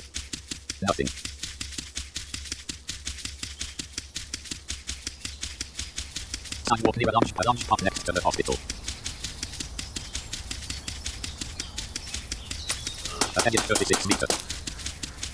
Ahead is 22 meter. Ahead is 15 meter. Ahead is 9 meter. Sidewalk near a lunch park next to the hospital. Outside of ahead is 12 near a lunch manor. The target of a lunch manor. Northwest.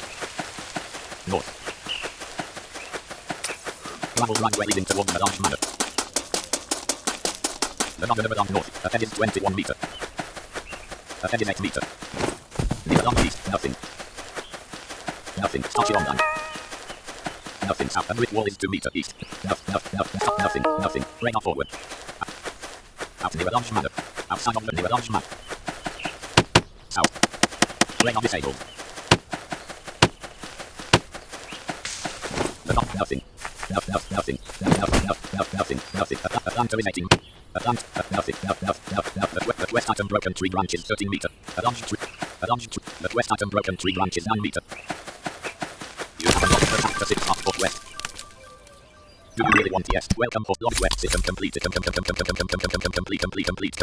Chapter 6 part 4. New chapter has been a what? That went to find out new the cutscene. Find out how there has been a wild chase in town and everyone is talking about it. Jack went to the manor and managed to break in. Find out how Jack was spotted during his search through the manor and how his pursuers managed to trace his location. View the cuts. Complete the quest first. Your map. Nothing. Travel driveway leading southeast. Staircase leading. A building wall is 20 meters. Large entrance room with a staircase to the second floor in the middle.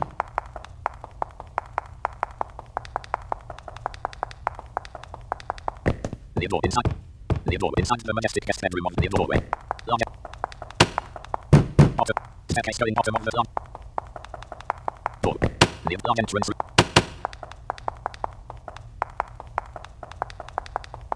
Doorway. Near doorway. The large living room of the near doorway. Near large west. 1 to 8. 10 12 gauge ammo. A brick north. A large glass cabinet is 19 meter. Near doorway. Large. Near doorway. Near inside an office. Near doorway. A large glass cabinet. 1 SVD dragon up with 10. Northeast. A brick wall is 19 meter. Near doorway. Near door. The kitchen of the large man. Near doorway. Near large entrance. South. Radar forward. Southeast. North. Northeast. Doorway. Radar this. Near doorway. Inside the majestic near doorway. Radar forward. Large. South. Radar this. Near doorway. Near the east. The brick. The large. Wind. Southwest. A small. 1 machete, 1 MP7 with 4. A large living room. With. A brick. The large. Window. The large living room.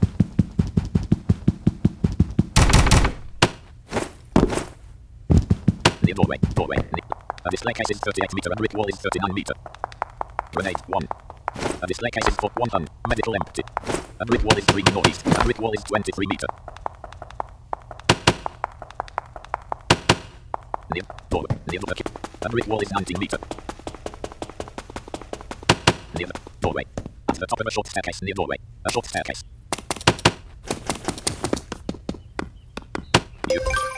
You have unlocked the chat. You notice a small hidden camera in the eastern wall. Do yes. Welcome. Log map. Web select complete. Chapter 6 complete. View the cutscene. Audio player. Speech mode off.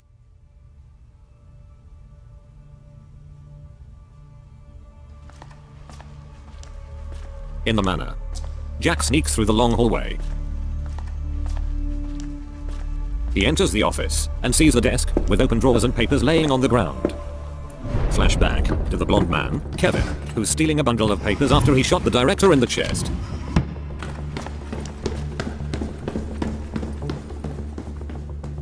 Back to Jack, who is quickly checking the papers spread on the ground. Then, he leaves the office, walking through the hallway towards the kitchen. Near the kitchen door, there are several large bloodstains on the ground. Jack moves around them, crosses the kitchen, and heads down the steps towards the stables. The view switches to Kevin and Tim, sitting in a car parked in front of Kevin's house. Tim sits in the passenger seat, and is holding an iPad in his hands. The screen shows one of the corridors in the manor. As a precaution, I installed a few cameras in the house of the client, just in case things went to shit. Tim watches the footage carefully, a concentrated look on his face. Suddenly, he sees movement. A shape walks quickly through the hallway, unaware of the camera. Tim straightens. Man, he's in the mirror right now. Kevin instantly turns the key in the ignition, starts the car, and races down the parking lot and into the street.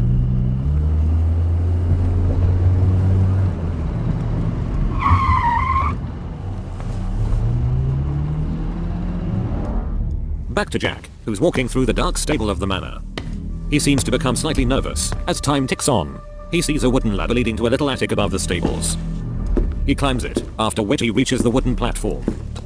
Jack instantly notices a small bundle of papers, shoved away in a corner, and he quickly walks over to it. It appears to be a copy of the contract, which Kevin showed to Tim. Jack recognizes the picture, which is a clear shot of Kevin. Glad to have found something, he puts the contract in one of his pockets, and leaves the stable.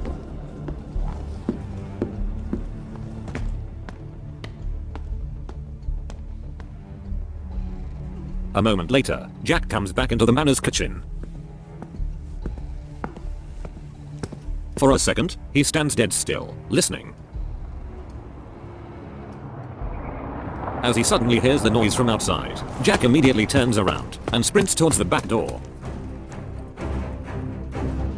Jack is running along the side of the manor, heading towards the park to the south. Several shots pass by as Jack sprints through the park, towards the hospital's parking lot. As he arrives there, a small, light-weighted Fiat 500 slowly pulls up. Jack arrives right as an old man steps out, and he grabs him from behind, pulling the car keys out of the man's hand. Jack throws him onto the ground, jumping into the car. He tears out of the parking lot and into the street, slamming the door closed. Back to Kevin and Tim, who pulled up to the manor. With a compact assault rifle in his hands, Tim opens his door and jumps out. He runs towards the manor's front door, aims the automatic rifle, and shoots the door lock out. Running up the steps, he pushes open the door, disappearing inside. Tim runs through the manor, his gaze following the barrel of his weapon. Once he arrives in the kitchen, he sees that the back door is open. Drawing conclusions, he goes back to the car outside, running even faster. Back at the car, Tim signs to Kevin, jumping in the passenger seat. They reverse out of the driveway, turning the car, and speeding south across Collion Road.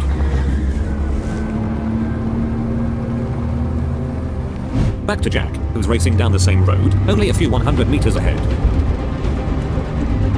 At a crossroad, he turns left, dodging the car coming at him. Pressing down hard on the gas pedal, Jack passes other vehicles coming at him at high speed, as well as some angry pedestrians.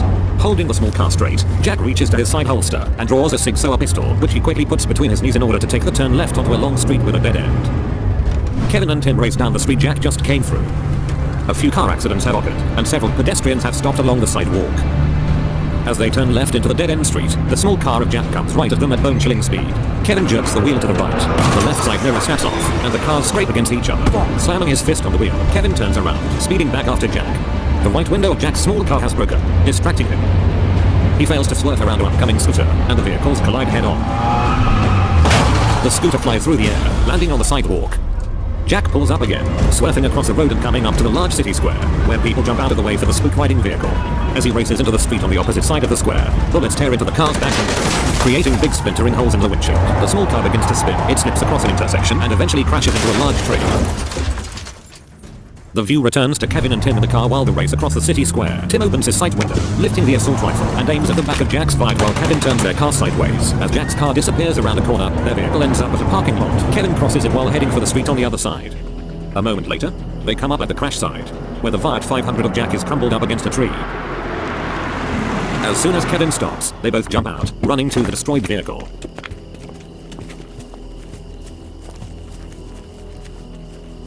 Right as they see the Fiat is empty, bullets hit the car and the tree next to them. Both men drop to the ground, roll onto their sides, and jump up again. Seeing Jack on one of the roofs of the surrounding houses, they sprint away, while Jack aims again.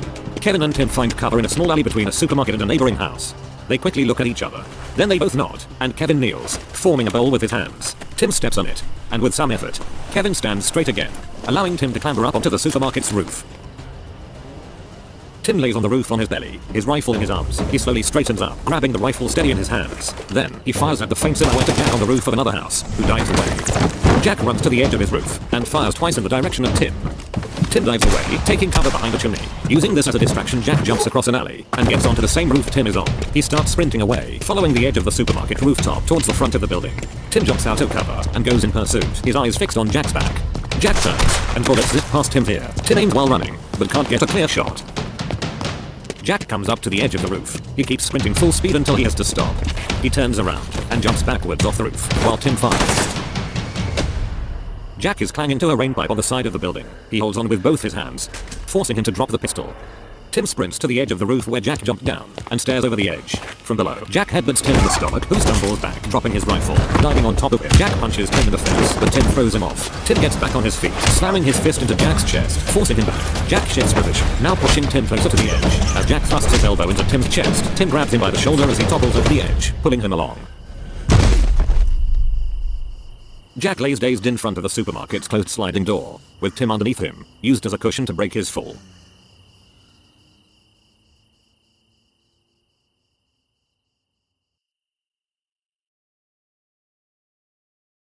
Speech mode talk. Audio. Lobby menu quest. Select complete. Chat locked. Chapter 6 part. Museum of Chapter 6 part 5. Kevin and Tim had been chasing Jack throughout the entire city, leaving a lot of evidence behind. Collect signs of the destruction. View the cutscene. Complete the quest first. Select complete. Log map. Rank. Lobby map. 1 on a stone corridor. North. Near west. South. A brick wall is 1 meter. A brick wall is 1 meter. A brick wall is 1 meter. A brick wall is 1 meter. A brick wall is 1 meter. A brick wall is 1 meter. A brick wall is 1 meter. A head is 1 meter. South. A head is 9 meter. Near a large Magdalene Road. South. 845 AC. Grenade 1.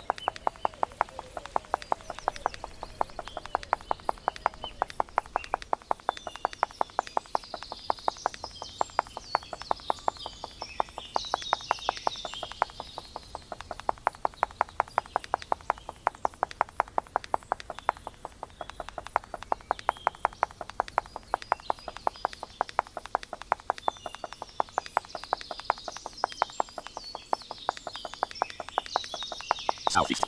Sidewalk south. Nothing. The parking lot of the large hospital.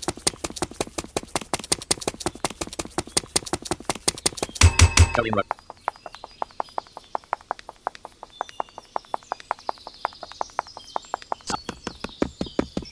Alarm posted 38. Alarm posted 8. You see a Atlanta. You see a broken motorcycle on the south sidewalk of the street. East. Nothing. Side. Near the city. The quest item crashed motorcycle is 1 meter. You have unlocked the chapter 6 part 6 where you guess. Welcome Forsen. Lock west. System complete. Completed. Chapter 6 part 5. View the cutscene. Audio player. Press F1 for help. Speech mode off.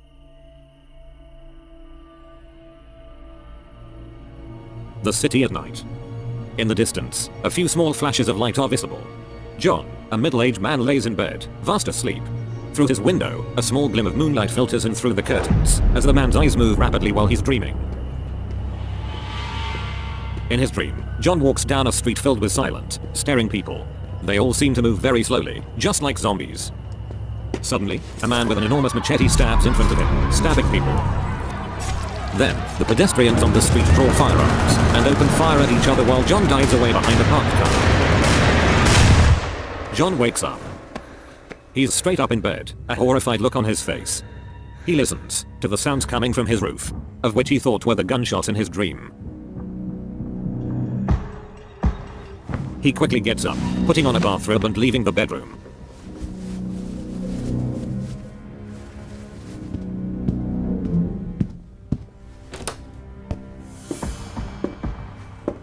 In his living room, John sleepily walks up to his large window overlooking the street. He overlooks the dark sidewalk, but isn't able to see anything. He listens to the faint sounds coming from the next building over. Suddenly, John sees a blink of metal out of the corner of his eye. Amazed, he attempts to see what it is, but due to the angle, he can't see the object. Turning around, John walks out of the living room, quickly pulling a jacket over his bathrobe. Outside, John carefully walks past his front window towards the small metal object on the ground, near the corner of the supermarket next door. Once there, he crouches and sees that it is a pistol, screeched and busted. Confused, the man stares up into the star-filled sky. All of a sudden, a big shape drops out of the sky, straight at John. Astonished, John jumps out of the way.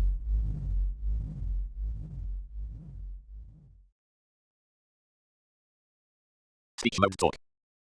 Audio player closed. Log web. Select complete chapter 6 part 6. New chapter 6 part 6. New the cutscene of chapter 6 part 5. Once you're done, return back here. John had a vivid nightmare that turned real before he knew it. Find the weapon John saw when Jack dropped it. New the cutscene. Complete the quest first. 6 log map. Login map. Sidewalk. Eastern. Southwest. Cullion Road. X45. Grenade. 1. Nothing. Sidewalk. The ladder is 40. Sidewalk. The ladder is 29. Knife. Machete. Pistol. Ring pistol. Knife. Machete. The ladder is 22. Window. Sidewalk.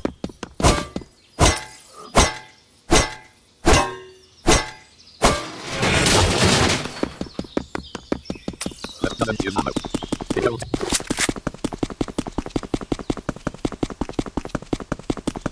Grenade. 1. Sidewalk. Near a doorway. Sidewalk. Century of street. Northwest and east. A brick wall is a brick wall. West. Nothing. Side. The lamppost is 20 outside. The west window. The west item busted up. Pistol. Sidewalk. Entrance to an alley. Sidewalk. The west item busted up. Pistol is 18 meter. You have completed the chapter 6 part 6 west. North. Near north. Doorway. Do yes. Welcome for lobby menu. Quest. Select complete. New gear. New backup. Audio player. Speech mode off.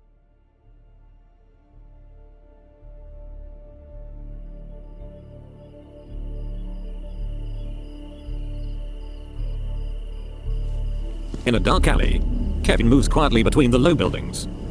He's deep in thought, trying to figure out how to deal with Jack. The man ruined their plans and managed to escape again. Nonetheless, his expression remains calm, emotionless. Kevin stops and draws a large AK-47 from his shoulder, aiming it at the exit of the alley. He continues, his eyes locked on the opening. The scene shifts to the rooftop, where Jack and Tim struggle at the edge. Both men exchange blows, Jack pushing Tim closer to the drop. Jack thrusts his elbow into Tim's chest, but Tim grabs his jacket, and they both fall over the edge. Jack lands on top of Tim, using the man as a cushion to break his fall. For a brief moment, both men lay still, gasping for air. Tim's leg is bent awkwardly, but Jack, though bruised, doesn't appear badly injured. Jack pushes himself up, rolling off Tim. He kneels beside him, reaching into his jacket pocket as Tim struggles to move. Jack pulls out a knife, and blank-faced, stabs it into Tim's stomach.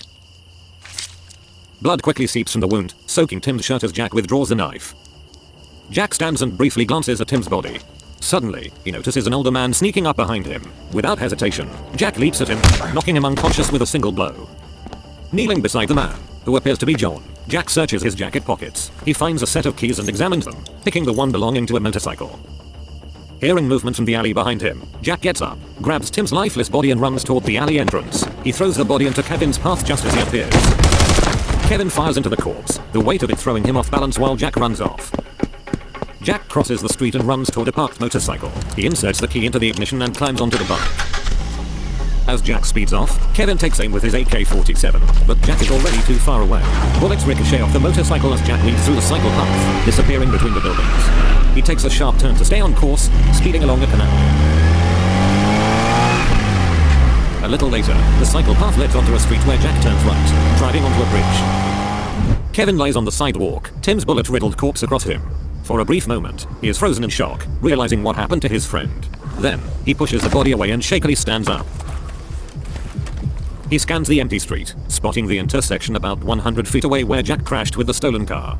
Kevin nods to himself and walks toward the intersection, trying to figure out his next move. Halfway down the street, he begins sprinting toward a taxi that is slowly driving toward the crossroad from the opposite side. Kevin stops the taxi by stepping directly in front of it, forcing the driver to screech to a halt. He opens the car door, sits behind the driver, and aims his weapon at him. Gesturing with his gun, Kevin demands the driver to head to the bridge to the south. The taxi speeds off into the dark night, leaving rubber tracks behind. On his motorcycle, Jack races through a narrow alleyway that leads to an outstretched industrial complex. He tears out of the alley mouth, and factories stretch to the horizon as Jack drives across the open area. He crosses a broad, empty street and stops in front of a large warehouse.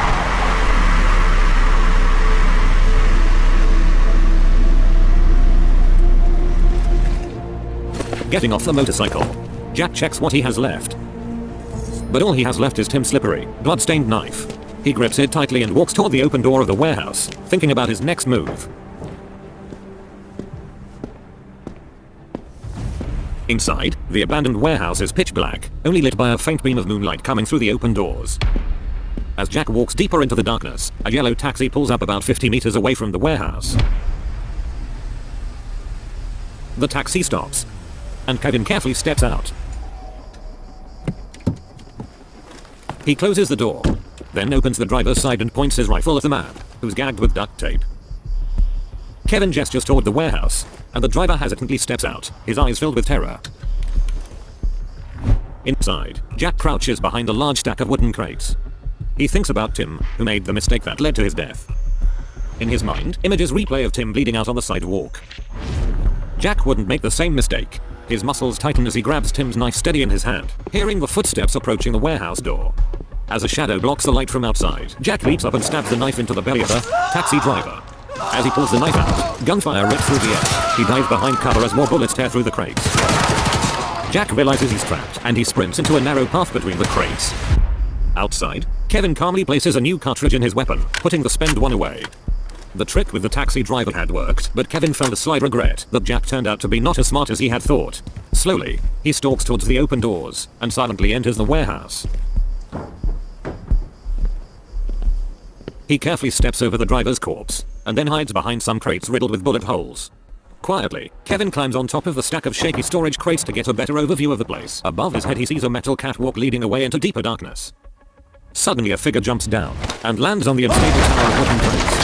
Kevin and Jack plunge down between the collapsing, splintering boxes. Kevin fires, the bullets ripping a crate apart. Jack whips a large crate at him, but Kevin swiftly dodges the object, which then slams into another large stack, causing a domino effect of falling crates. From behind a pile of still standing crates, Kevin shoots at Jack, who searches cover again. Kevin runs from his spot and pushes over another pile of large boxes. The stack topples over, and some of the boxes hit Jack as he tries to jump out of the way. Then, he jumps at Kevin, lashing out with his knife, but it gets stuck in a crate behind Kevin who grins, and Jack gives him a cut to the jaw. Kevin stumbles, losing his weapon as Jack launches him again. Kevin headbutts the man in the face. Jack stumbles back and falls, blood spurting from his broken nose. Kevin dives at his AK-47, grabs it, and fires. Jack manages to dodge the bullets, but is too weak. He slumps down against a stack of still standing crates, looking Kevin in the eyes. Kevin smiles, and eventually pulls the trigger. Blood, brains and bone fragments splatter across the crates Jack was leaning against. His body slides down onto the ground, where it lays still in an expanding puddle of blood. The view slowly darkens, with Kevin standing over Jack's corpse. Images flash by. Kevin behind a desk in the major's office of a town hall, signing some official papers. Kevin in disguise, threatening people and haunting them, forcing entire families to flee out of town. And then, Kevin, who is sitting at an old fireplace, reading through the contract of the director. Later, he drops a plastic bag of folded up papers into the water of a canal, watching as the contract floats away. Now, he's sitting in his major's office again, with a faint smile on his face as an assistant brings him a cup of coffee. Thank you.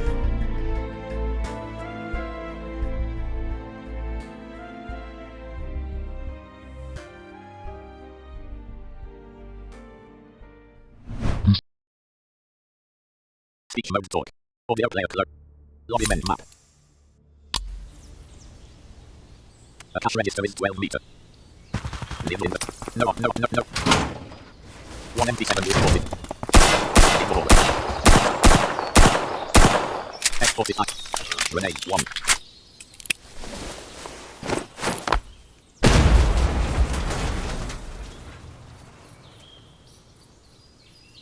UPS. Welcome persons to the lobby.